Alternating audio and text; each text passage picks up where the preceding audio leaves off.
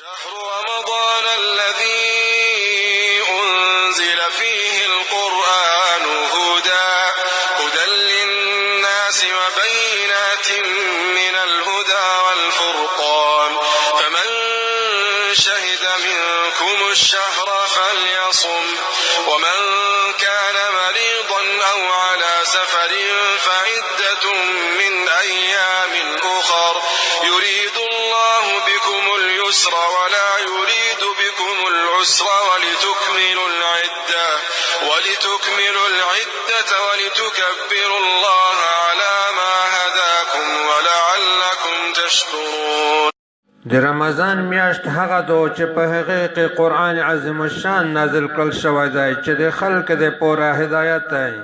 او د هدایت او د فرقان یعنی د حق او د باطل بلوین کې ښکاره دلیلونه دي.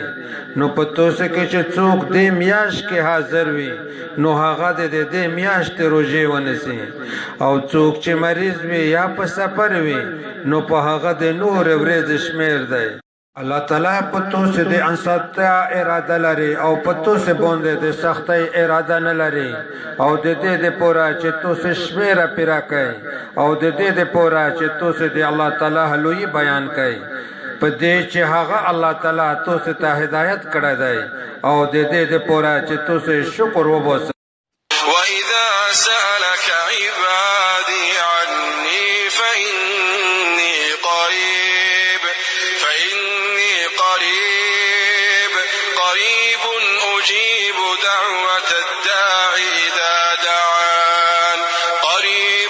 أجيب دعوة الداع إذا دعان فليستجيبوا لي وليؤمنوا بي لعلهم يرشدون. او کله چې د مو په باره کې د تو نه د مو بندګون پښتنه وکي نو یقینا زه قریب یم، یقینا زه نږدې یم، د دعا کوونکي دعا قبلوم. کله چې د مو نه دعا غواړي پس دوی دې زما حکم ومني او په مو د ایمان وروړي د دې دپاره چې دوی سم لار پیدا کړي.